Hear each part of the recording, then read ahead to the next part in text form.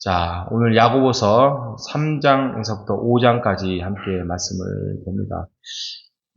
어제 이제 주일이어서 저희가 못했지만 야고보서 1, 2장을 하면서 저희가 성경을 읽어보면 야고보서는 한마디로 시련이 있는데 그 시련 가운데서 인내와 믿음의 구체적인 실천적인 것들을 강조하는 서신입니다.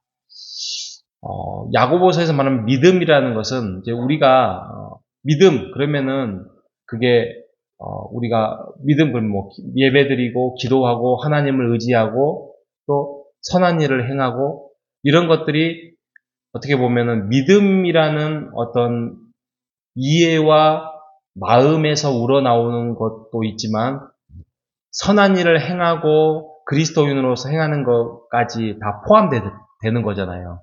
근데 지금 이 야고보서의 이 시대적인 상황에서는 사람들이 나 예수님 믿어. 나 하나님 좋아해. 하나님 사랑해. 근데 행동은 자기 마음대로 하는 거예요. 자기 마음대로. 그래서 야, 믿음과 행함이 분리가 될 수 있냐? 믿음과 행함은 분리가 되지 않는다라는 그것을 강조하기 위하여서 이 지금 야고보서가 쓰여진 것이죠. 이 야고보서는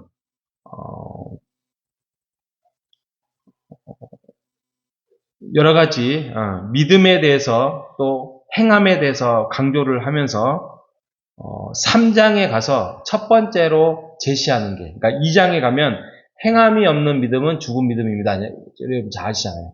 행함이 없는 믿음은 죽은 믿음이다. 이렇게 말하면서 첫 번째로 강조하고 있는 것이 언어예요. 언어, 말. 말에는 실수가 없어야 되고 주의해야 된다. 라면서 3장의 말씀을 쭉 이야기를 하고 있습니다. 3장 6절에 가면 혀는 곧 불이요 불의의 세계라. 혀는 우리 지체 중에서 온몸을 더럽히고 삶의 수레바퀴를 불사르나니. 그랬습니다. 여기서 갑자기 삶의 수레바퀴는 뭘까? 네. 이게 이제 의미적인 표현인데 삶의 수레바퀴는 어떤 한 사람 인생의 전체를 말하는 거예요. 그 사람 인생의 전체를 표현하기를 수레바퀴라고 했어요.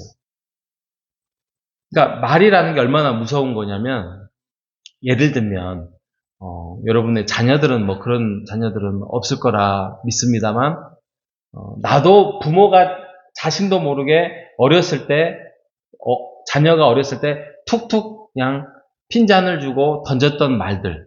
그런데 그 자녀가 장성해서 나중에 그게 마음에 상처가 되고 쓴뿌리가 되어서 그게 자라나는데 굉장히 어려움이 되고 그게 또 그 자녀에게 또 전이가 되는 그런 일들이 가끔 있잖아요. 그런 것처럼 그 부모가 자기 자신도 모르게 했던 말 한마디로서 그 자녀의 인생이 송두리째 아픔이 되고 그게 트라우마가 되고 상처가 되는 그런 가정의 자녀들이 있을 때가 있습니다. 그게 삶의 수레바퀴예요. 인생의 전체, 총망라해서 전체의 인생을 가지고 있는 하나의 삶, 이것을 삶의 수레바퀴라고 하는데 이것이 온몸을 더럽힌다고 해요. 불사른대요. 불사르고. 그래서 그 정도로 말이라는 것이 한 인생을 좌지우지할 수 있다. 그러니 너희가 조심해라 라고 말씀을 하고 있는 것입니다. 4장에 가면 4장에는 세속적인 삶을 너희들 추구하지 말라, 좋아하지 말라라고 말씀을 하면서 예를 들어서 4장 13절에 이렇게 말합니다. 들으라 너희 중에 말하기를 오늘이나 내일이나 우리가 어떤 도시에 가서 거기서 1년을 머물며 장사하며 이익을 보리라 하는 자들아. 내일 일을 너희가 알지 못하는도다. 너희의 생명이 무엇이냐? 너희는 잠깐 보이다가 없어지는 안개다라고 말씀을 하고 있습니다. 그러니까 13절에 보면은 모든 인생의 설계, 오늘이나 내일에 내가 날짜를 정해서 우리가 어떤 지역에 가서 어떤 사업을 하고 장사를 하고 계획을 세우고 어떤 이익을 보겠다라는 그 말을 하고 있는 거예요. 이 모든 것들이 하나님은 없고 자기 안에 모든 것들이 계획이 있는 거죠. 하나님께 묻지도 않고 자기가 살아가고, 우리가 하나님의 말씀을 놓치고 하나님과 동행하고 하나님과 교제하고 하나님과 묻는 기도의 삶이나 이런 것들이 없으면 우리도 이 지금 4장에서 말하는 세속적인 인생의 살림살이와 똑같이 살아갈 수 있다는 것이죠. 그런데 14절의 결론이 뭐라고 해요? 너희가 내일 일을 알 수가 있느냐? 너희의 생명이 너희 안에 있는 줄 아느냐?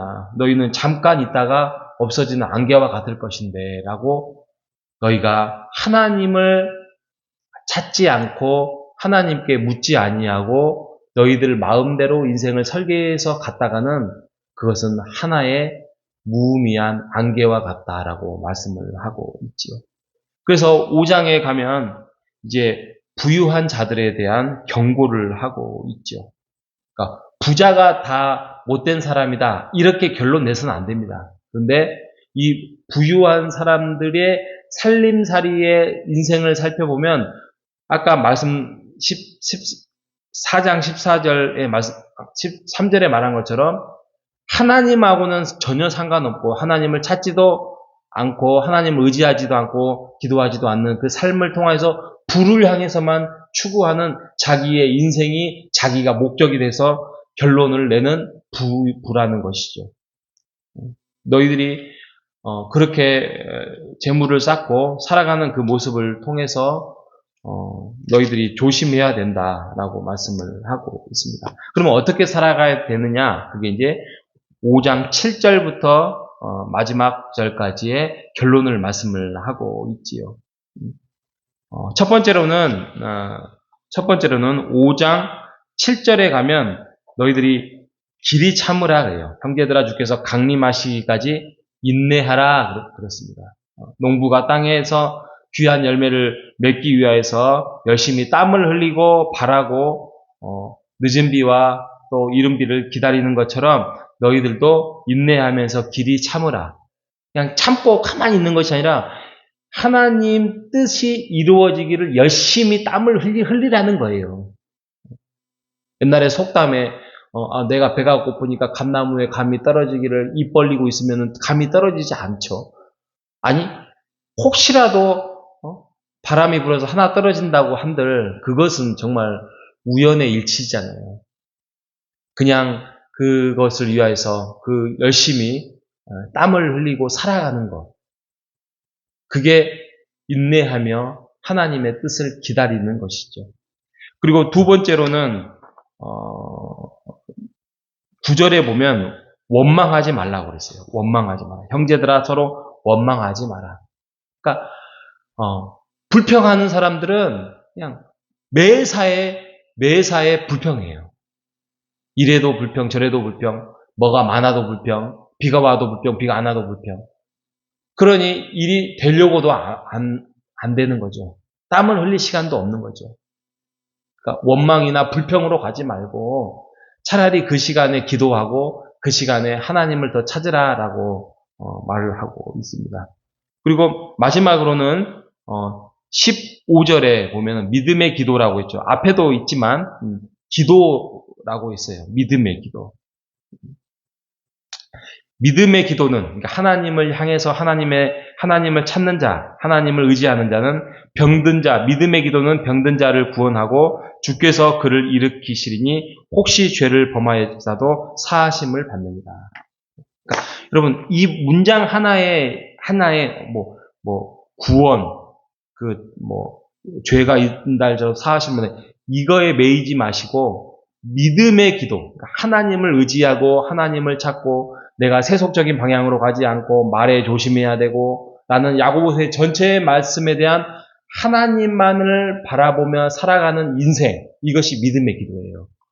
그래서 우리가 인생을 어떻게 살아가야 되는지에 대해서 야고보서는 말씀하고 있습니다. 여러분 제가 어제도 말씀드렸지만 기도를 하면은 하나님께 응답받는 어떤 믿음의 삶을 살아가고 싶으시잖아요. 그러면 내 기도가 세다, 응답이 이루어진다. 그것은 없어요. 그건 없고 하나님의 뜻을 맞추어서 기도하면 기도는 이루어져요. 그죠? 하나님의 뜻이 무엇인지를 알고 내가 기도하고 내가 순종하면 그 기도는 이루어지잖아요. 100%. 그러면 와, 저 사람의 기도는 분명하구나. 이렇게 확신이 생기잖아요. 우리가 하나님의 뜻을 잘 찾아서 하나님 안에서 순종하며 땀 흘리며 살아가는 여러분 되시길 바랍니다. 이것이 확신에 차고 하나님과 동행하는 삶을 살아갈 수 있는 가장 믿음의 기도라는 사실을 기억하면서 오늘 하루도 우리가 믿음의 삶을 살아가는 우리 모두 되시기를 주님의 이름으로 축복합니다. 하나님 아버지, 나의 작은 혀로 이웃에게 상처를 주고 어떤 사람의 인생에 바퀴를 파멸로 몰고 갔던 일들이 있거든 하나님 용서하여 주시옵소서. 내 감정과 욕심대로 쏟아냈던 원망의 말을 멈추게 하시고 엘리야처럼 부르짖어 하나님의 살아있는 힘을 경험하는 기도의 군사가 되게 하여 주시옵소서. 안개와 같이 유한한 인생임을 기억하며 매 순간 주의 뜻을 분명히 깨달으면 행하겠다라는 겸손으로 오늘 하루를 거룩하게 살아가게 하여 주시옵소서. 살아계신 예수님의 이름으로 기도합니다. 아멘.